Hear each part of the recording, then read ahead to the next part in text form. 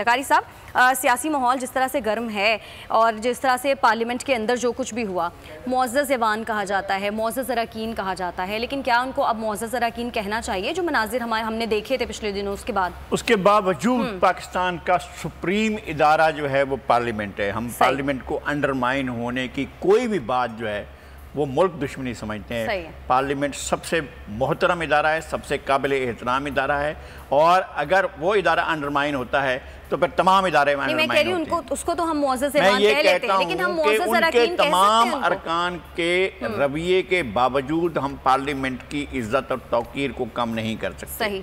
और ये माहौल पैदा किया खुद सरकारी बेंचों ने, ये माहौल पैदा किया, ट्रेजरी बेंचों ने माहौल पैदा किया।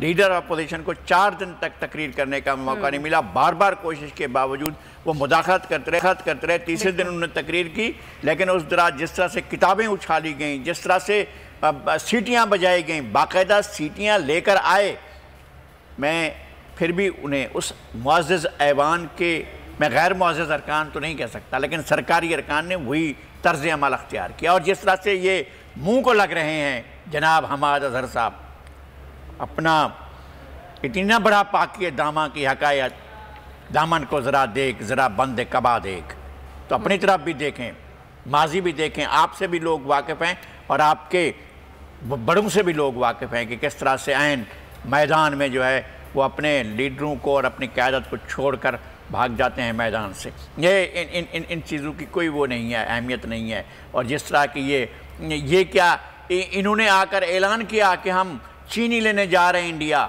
हम आलू लेने जा रहे हैं इंडिया, हम टमाटर लेने जा रहे हैं इंडिया। अगले दिन काबीना ने कहा खबरदार हटो इस तरह से, और उनको ओहदे से भी हटा दिया गया वज़ारत ख़जाना से। किस मुंह से आते हैं और जाकर असम्बली में जो बुलंद बाग दावे करना शुरू कर देते हैं और इस तरह की तकरीरें शुरू कर देते हैं, इंतहाई नामुनासिब है। लेकिन लगाई साहब, गालम गलोच और बदतमीज़ी तो दोनों साइड से हुई थी। मैं ये कहता हूँ कि दोनों साइड से होती है, लेकिन किसने रखना डाला लीडर अपोजिशन की तकरीर में? अपोजिशन ने। सीटियां कौन लाए? अपोजिशन लाई। क्या नवाज शरीफ के साथी या PMLN के लोग जो हैं वो सीटियां बजा रहे थे, या पीपल्स पार्टी के लोग सीटियां बजा रहे थे? वो लेकर आए थे सीटियां। तो आप ये कह रहे हैं पहले उनकी तरफ से स्टार्ट हुआ? पहले उनकी तरफ से हुई है, और फिर उसके बाद जो कुछ अपोजिशन की तरफ से हुआ, हमने ऑन रिकॉर्ड उनकी मजम्मत की है। हमने बहुत, हम कह रहे थे कि पहले जनाब शेख रोहेल असगर साहब की इज़्ज़त होनी चाहिए कि उनकी उम्र 80 साल से ऊपर है और वो हमारे लिए काबिल एहतराम है और सीनियर तरीन पार्लियामेंटेरियन है, लेकिन उन्होंने खुद अपनी इज्जत का ख्याल नहीं किया और कहा कि हमारा कल्चर है, गालियां देना पंजाब का कल्चर है, ये उन्होंने कहा। हमने तो नहीं साथ दिया, हमने नहीं कहते कि वो ठीक बात है। उन्होंने मलिका बुखारी को ज़ख्मी किया, इंतहाई काबिल मुज़म्मत बात है, इंतहाई शर्मनाक बात है। और कहते हैं कि उनको जो किताब मारी है वो तो किसी हुकूमती रुकन ने मारी है। नहीं, ये क्या बात हुई कि हुकूमती रुकन ने मारी? उसकी क्या दुश्मनी थी कि उसको डालते? और ये खामखा की बातें हैं। वो खुद कह रही हैं कि मुझे अपोजिशन के रुकन ने मारी। और जिस तरह से अकरम चीमा का आंख बच गई उनकी, और यहाँ पर जो है इसके दरमियान ये सारे इलाका लहूलहान, और उनसे, और वो सरकारी मेंबर हैं, और मैं उनके ज़ख्मी होने पर दुख का इजहार करता हूँ। और यहाँ से हैं, शाह फैसल कॉलोनी से मुंतखब हुए हैं, और वो एक सियासी बैकग्राउंड भी रखते हैं, पस मंज़र भी रखते हैं। उनसे सियासी इख्तिलाफ भी, तब भी मैं समझता हूँ कि उन्हें इस तरह से निशाना बनाना तशद्दुद का, असल में हमें तो ज़ख्मी वही नज़र आए जो हुकूमत के बेंचों में बैठे हैं। तो इसका मतलब यह है कि अपोजिशन ने उनके ऊपर अटैक किया और उनको ज़ख्मी किया, या अपोजिशन ने अपने ही लोगों को खुद ही ज़ख्मी करके जो है अपने आप को मजलूमों में शामिल किया। तो फिर उसके लिए आप शवाहिद लेकर आए, हम मान लेंगे कि स्पीकर साहब यही कह रहे हैं कि मैंने तो जो फुटेजेस देखी उसमें हुकूमती रुकन कोई भी नहीं था, सारी जो चीज़ें हुई हैं तो हमने भी देखी हैं। अली नवाज अमान सरकारी रुकन नहीं था, जिस तरह से उछल कर गालम गलोच कर रहे थे। क्या शफकत महमूद, मोहतरमा शीरी मज़ारी, जरताज गुल, ये सरकारी अरकान, शाह महमूद कुरैशी, ये सारे के सारे जिस तरह से किताबों से खेल रहे थे, ये खेलना जो है ऐवान का काम है। आप बजट के जो डॉक्यूमेंट्स हैं उनके साथ बाकायदा उछाल रहे थे, फेंक रहे थे, ये सारा कुछ स्पीकर साहब का शायद नजर का चश्मा। स्पीकर साहब वो कहते हैं किसी वजीर को मैंने नहीं देखा उस फुटेज में। थे ना वजीर, हमने देखा है, बिल्कुल हमने देखा है जिस तरह से वो किताबों को यूँ कर रहे थे, बल्कि शफकत महमूद तो शीरी मज़ारी के सर पर मारने लगे थे। मजाक ही सही, लेकिन ये मजाक भी बहुत ही شفقت صاحب کے لیے مناسب نہیں ہے، ان کو اس طرح کا مذاق بھی نہیں کرنا چاہیے۔ بالکل ایسا۔ اچھا لیکن لگائی صاحب، شاہد خاقان عباسی صاحب نے ایک دفعہ جوتا مارنے والی بات کی تھی، ابھی بھی وہ اس طرح کی بات کریں، وہ کہتے ہیں آپ ایک کتاب ماریں گے ہم آگے سے 10 کتابیں ماریں گے۔ میں کہتا ہوں وہ اس ایجنڈے پر ہیں، ان کو زیب دیتا ہے اس طرح کی بات۔ شاہد خاقان عباسی ملک میں فساد کے ایجنڈے پر ہیں، اپوزیشن سے ہیں، اور میری ہمدردیاں اپوزیشن کے ساتھ ہیں۔ حکومت بہرحال حکومت ہوتی ہے، اور حکومت اس کے اندر ایک طاقت بھی ہوتی ہے، اس کے اندر ایک طے، اس کے اندر پاور بھی ہوتی ہے، سارا کچھ ہوتی ہے، اور ہم اس لیے اس کا اپوز کرتے ہیں کہ چونکہ اختیارات کا مرکز ان کے پاس ہوتا ہے۔ لیکن شاہد خاقان عباسی جو پچھلے کچھ مہینوں سے طے شدہ ایجنڈے پر ہیں کہ ملک میں حالات کو خراب کرنا ہے، اور کس کا ایجنڈا ہے یہ بعد میں کھل جائے گا۔ شاہد خاقان عباسی کی زبان جو ہے یہ ان کی اپنی زبان بھی نہیں ہے، یہ کہیں زبان بول رہے ہیں، کوئی اور زبان بول رہے ہیں۔ جس طرح سے انہوں نے اسپیکر پر جوتا پھینک رہی، میں کہتا ہوں کہ پاکستان کی تاریخ کی پارلیمانی تاریخ کے انتہائی ناشائستہ بات یہ تھی جو انہوں نے اسپیکر کے بارے میں یہ لفظ استعمال کیا، اور اب بھی اس طرح کی بات اور اب بھی اس طرح کی بات کرتے ہیں کہ جناب وہ پارلیمنٹ میں جو زبان استعمال کریں گے ہم وہ زبان استعمال کریں گے۔ بھئی اخلاقیات بھی تو ہو سکتی ہے نا، اگر آپ کے ساتھ کوئی بدتمیزی کرتا ہے اور آپ اخلاق کا مظاہرہ کرتے ہیں تو پھر لوگ دیکھنے والے فیصلہ کرتے ہیں، یار دیکھو کتنے اچھے لوگ ہیں، کتنے نفیس لوگ ہیں۔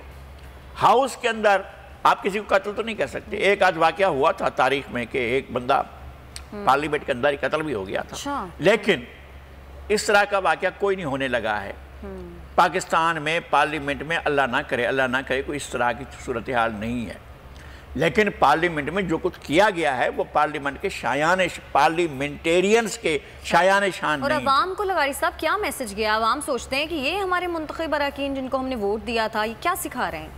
میرے خیال میں ایسا نہیں ہونا چاہیے تھا، اور افسوسناک۔ بالکل۔ اچھا چلیں، یہ تو جو ہوا قومی اسمبلی میں وہ ہوا، کل بلوچستان اسمبلی کے باہر بہت زیادہ ہنگامہ ہوا، بجٹ پیش ہی نہیں کرنے دیا گیا، اپوزیشن نے اتنا زیادہ احتجاج کیا کہ اسمبلی کا گیٹ تک ٹوٹ گیا۔ میں یہ کہہ رہا ہوں کہ وہاں پر جس طرح کی حکومت چلائی جا رہی ہے، جام کمال خان جس طرح سے اپنے باپ والد اور اپنے دادا کا نام روشن کر رہے ہیں، اور جس طرح سے وہ بیڈ گورننس کر رہے ہیں، جس طرح سے کوئٹہ کو انہوں نے ایک کھنڈر میں تبدیل کرنے کی کوشش کی ہے، جس طرح سے انہوں نے سارے ترقی کے دروازے روک چکے ہیں، جس طرح سے انہوں نے پورے بلوچستان کے بجٹ کو تہوالہ کر کے رکھ دیا ہے، جس بندربار مسائل کی، میں سمجھتا ہوں کہ اپوزیشن کا رد عمل لاجیکل تھا، اور اپوزیشن کے ارکان جو تھے وہ لاجیکل ریئیکشن کا اظہار کر رہے تھے۔ لیکن اس طرح کا ریئیکشن کہ توڑ پھوڑ ہونا شروع ہو جائے، توڑ پھوڑ ہوتی ہے بعض دفعہ، میں توڑ پھوڑ کی حمایت نہیں کرتا ہوں، لیکن جس طرح کے حالات ہوتے ہیں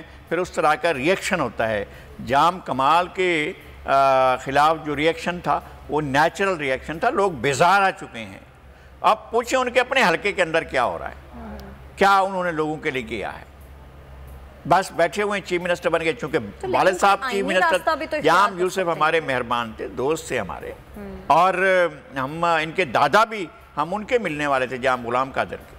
یہ تو کوئی عجیب نوجوان ہیں جناب، بزرگ نوجوان، دراز ریش نوجوان جو ہیں، یہ تو خاندان کی بہت سی روایات کے برعکس ہیں۔ بہرحال ہوگا، بہت نیک ہوں گے، بہت پاک ہوں گے، سارا کچھ ہوں گے، لیکن ان کی کارکردگی صفر کے برابر ہے، انہوں نے کوئی کارکردگی کا مظاہرہ نہیں کیا۔ لیکن سر ہلڑ بازی یا ہنگامہ آرائی کرنے نہیں سے ہونی آج تک چاہیے، کوئی مسئلہ حل نہیں ہوا۔ میں کہہ رہا ہوں کہ نہیں ہونی چاہیے، پارلیمنٹ میں یا کسی صوبائی ایوان میں اس طرح کی کارروائی نہیں ہونی چاہیے، اور انہیں جو باتیں اپنے ہاتھوں سے، اشاروں سے، مار سے، دھار سے، توڑ پھوڑ سے، گیٹ پر حملہ کرنے سے، اسمبلی پر حملہ کرنے سے جو کچھ کہتے ہیں وہ اپنی زبان سے کہیں، وہ اپنے الفاظ میں وہ اس کا اظہار کریں اور بتائیں کہ حکومت کیا کر رہی ہے۔ آپ بات نہیں کریں گے، آپ کچھ نہیں نا، آپ یہ سرگرمیاں نہ کریں، باہر آ کر آپ اپنی اپوزیشن اپنی اسمبلی لگا رہے، کہے کہ جناب اس اسمبلی میں ہمیں نہیں آنے دے رہا جا رہا ہے، ہم لوگوں کے ساتھ آ کر اسمبلی کر رہے ہیں، تو آپ اپنی اسمبلی لگا کر لوگوں کو اپنی بات پہنچائیں۔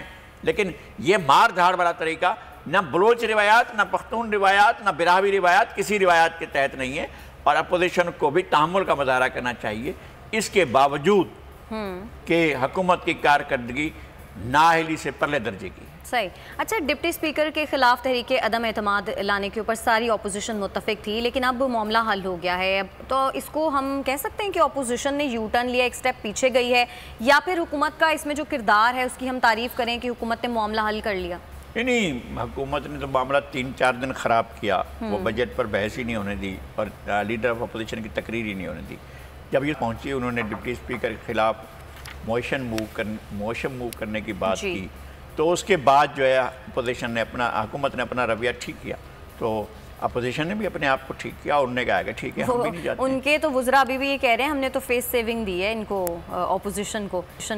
نہیں ان کے وزراء کیا، ان کی باتیں کیا بھائی، ان کی وہ تو کمال لوگ ہیں۔ میں ایسی آج تک میں نے کوئی ایسی کابینہ نہیں دیکھی ہے، آج تک میں نے ایسے وزراء نہیں دیکھے جس طرح کے وزراء ان کو ملے، ان کے ترجمان واہ واہ واہ کیا کمال لوگ ہیں بھائی، وہ کہتے ہیں تحریک عدم اعتماد انوکھے لوگ ہیں۔ عدم اعتماد ہو چکا ہے، یہ تو نہیں کہیں، پی ٹی آئی کی حکومت یہ کہہ ہی نہیں سکتی کہ ہمارے خلاف عدم اعتماد نہیں ہو سکتا، عدم اعتماد ہو چکا ہے۔ یوسف رضا گیلانی کا قومی اسمبلی سے انتخاب وزیر اعظم کے خلاف اور ان کی حکومت کے خلاف عدم اعتماد ہو چکا، اور کسی عدم اعتماد کی ضرورت نہیں ہے۔